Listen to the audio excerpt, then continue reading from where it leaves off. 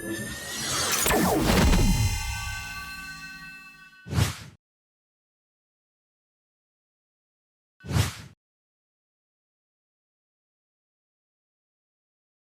200 सालों में इंसान ने कुछ हैरानकुन दरियाफ्तें की हैं। जहाज़ और टेलीफोन से लेकर रॉकेट्स और स्पेसक्राफ्ट तक हम लोग दुनिया बदलने लगे। फिर आहिस्ता आहिस्ता साइंसदान अपने ही अचीवमेंट्स के अंदर बहुत तकब्बुर करने लगे। लेकिन जब बात आई इस दुनिया से बाहर जाके स्पेस एक्सप्लोर करने की, तब हमें मालूम हुआ कि हमें कुछ मालूम नहीं है। मेरा नाम हसन अहमद है और इन एपिसोड्स के अंदर हम वो सारी चीज़ें एक्सप्लोर करेंगे जो पिछले 100 सालों के अंदर साइंसदानों ने इस यूनिवर्स के बारे में सीखी।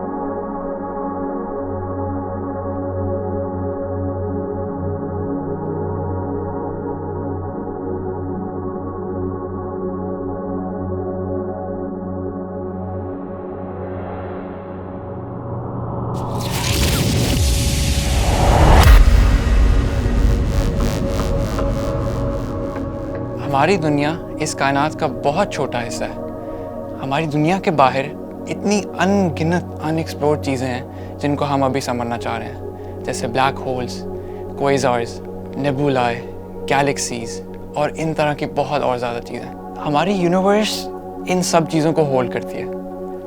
हमारी दुनिया सिर्फ उसका एक बहुत छोटा हिस्सा है। जैसे मैंने कहा, जो हमारी यूनिवर्स के अंदर बाकी चीज़ें हैं, जैसे बाकी प्लैनेट्स, स्टार्स, गैलेक्सीज, ये सब चीज़ें एक बड़े से बबल के अंदर मौजूद हैं और वो बबल हर दिन हल्का हल्का एक्सपैंड करता रहता है। जब से ये यूनिवर्स बनी तब से अब तक ये एक्सपेंशन जारी है और जो भी चीज़ हम मालूम कर सकते हैं और मालूम करेंगे वो इसी यूनिवर्स का हिस्सा है। तो आखिर ये सारी एक्सपेंशन ये बड़ी कितनी है, सोचने में तो हम इसका इतना अंदाज़ा लगा नहीं सकते।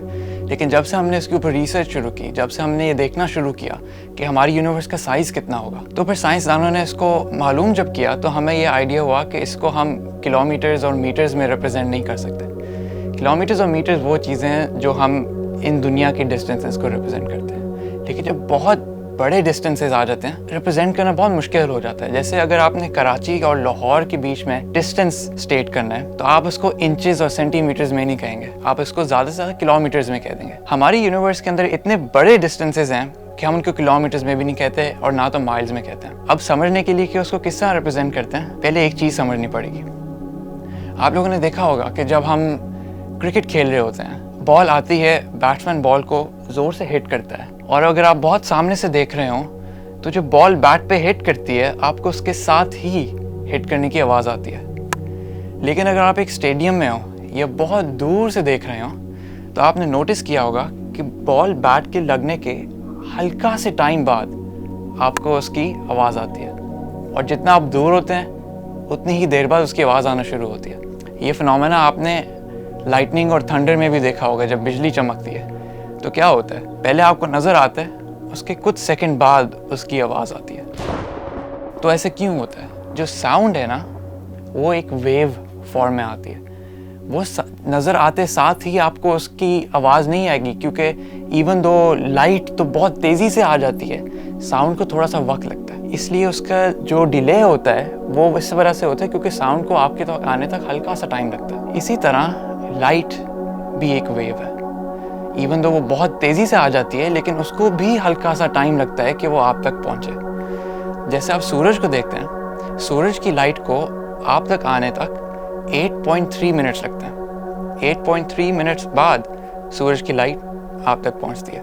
तो हम इसको इस तरह रिप्रेजेंट कर सकते हैं कि सूरज हमसे 8.3 लाइट मिनट्स दूर है, क्योंकि उसकी लाइट हमें 8.3 मिनट्स लगते हैं कि वो हमारे तक पहुँच जाए। चाँद से जब लाइट आती है हमारे पास तो उसको सिर्फ 1.3 सेकंड्स लगते हैं, सूरज से 8.3 मिनट्स लगते हैं। तो हम चाँद से कहते हैं कि वो 1.3 लाइट सेकंड्स दूर है और सूरज हमसे 8.3 लाइट मिनट्स दूर है। तो फिर हमारी यूनिवर्स का साइज़ कितना है अगर हम इसको लाइट में रिप्रेजेंट करें? अगर आप एक कोने से दूसरे कोने तक एक टॉर्च को शाइन करें तो लाइट को पता है कितना वक्त लगता है? 93 बिलियन ईयर्स। बिलियन का मतलब आपको मालूम है कि आप 93 के बाद 9 ज़ीरोज़ लगा दें, इतने साल लगेंगे कि उस लाइट वो एक कोने से दूसरे कोने तक चला जाए। और इसको अगर रिप्रेजेंट करने के लिए आप ये भी सोच सकते हैं कि हमारी यूनिवर्स की जो एज है वो 14 बिलियन ईयर्स है। तो जितना वक्त लगेगा उस लाइट को एक कोने से दूसरे कोने तक पहुंचने तक, उतनी एज हमारी यूनिवर्स की अपनी है भी नहीं। तो ये साइज़ है हमारी यूनिवर्स का।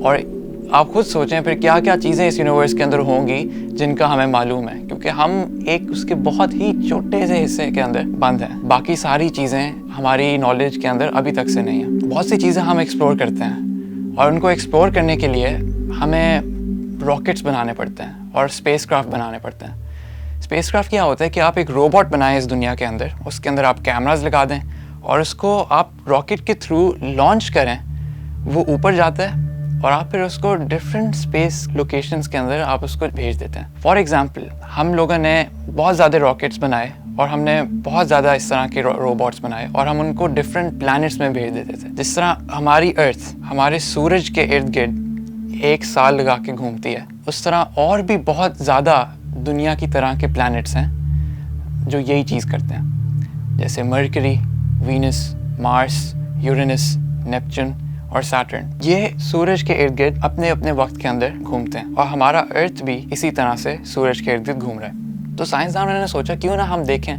कि इन बाकी प्लैनेट्स के अंदर क्या चीज़ है। साइंसदानों ने वहाँ पे वो रोबोट्स बनाए, रॉकेट के थ्रू वो ऊपर जाते हैं और वो फिर उनको उन प्लैनेट्स पे लेके जाते हैं और वो फिर लैंड करते हैं और वहाँ से हमें हाई डेफिनेशन पिक्चर्स खींच के वापस भेजते होते हैं। अब बहुत सी इस तरह की जो डेवलपमेंट हुई थी, ये हुई थी 1960-1970 के अंदर। उस वक्त हमारे पास इतनी टेक्नोलॉजी भी नहीं होती थी, तो जो हमारे पास पिक्चर्स आती थी वो बहुत रॉकेट सी होती थी। जैसे हमने एक स्पेसक्राफ्ट भेजा सैटर्न के एक मून पे, तो वहाँ पे लैंड होते साथ ही जो हमारे पास पिक्चर्स मिली, हमें देख के ये मालूम हुआ कि वहाँ बर्फ़ मौजूद थी। और बर्फ़ मौजूद होना एक ख़ास चीज़ है क्योंकि बर्फ़ लाइफ को रिप्रेजेंट करती है। बहुत चांस है कि जहाँ बर्फ़ मिले वहाँ आपको ज़िंदगी के फॉर्म्स मिले, जैसे बैक्टीरिया और प्लांट्स और इस तरह की चीज़ें। लेकिन अब हमारे पास जो रोबोट्स हैं वो हमें ज़्यादातर मार्स में मिलते हैं, जहाँ हमने भेजे हैं। वहाँ पे हमें हाई डेफिनेशन पिक्चर्स वापस मिलती हैं और फिर हम उनको गौर से देख के एनालाइज करते हैं कि मार्स किन किन चीज़ों से बना है।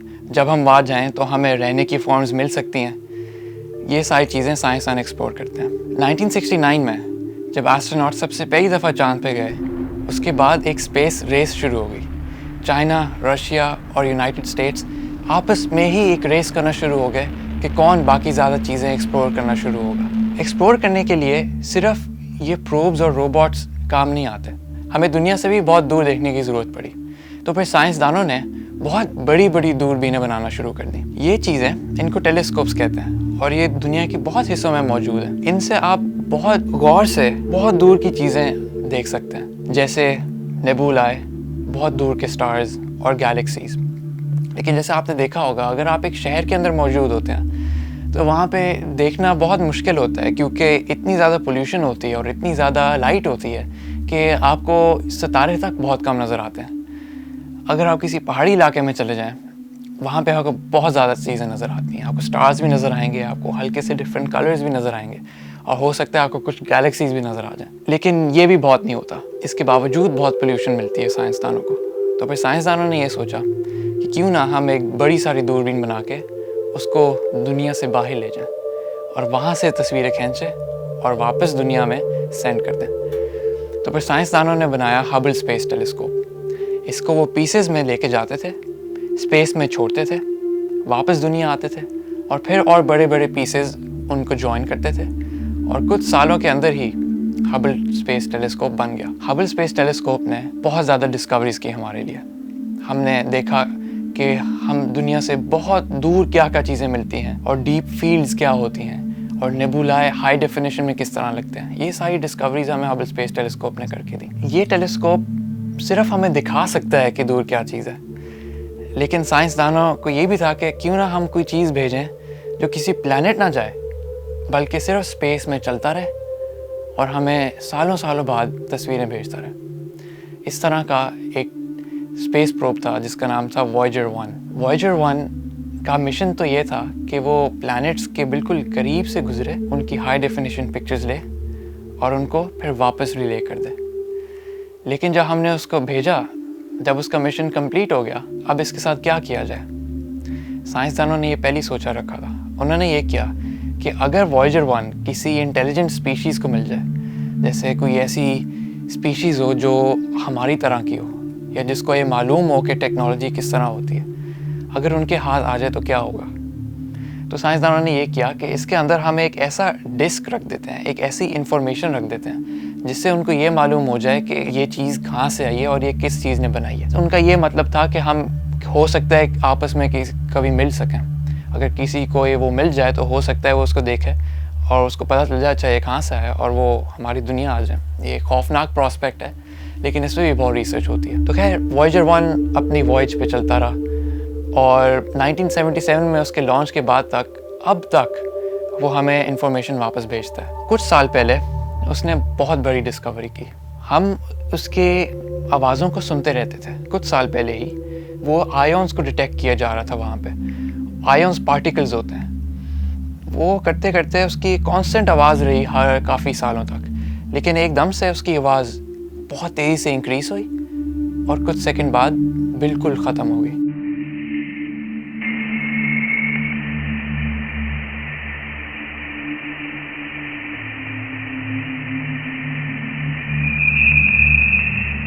शुरू में तो ऐसा लगता है कि वो बंद हो गया वॉयेजर 1, लेकिन असल में हुआ ये कि वो हमारे सोलर सिस्टम से बाहर निकल गया। मतलब कि ये जो सारा सिस्टम है हमारी सूरज का, जिसके इर्द गिर्द प्लैनेट्स घूमते हैं, वो उस सारे बबल से बाहर निकल गया। तो वो जो आवाज़ थी, वो जो डिफरेंस था आवाज़ में, वो उसके बाहर निकलने की थी।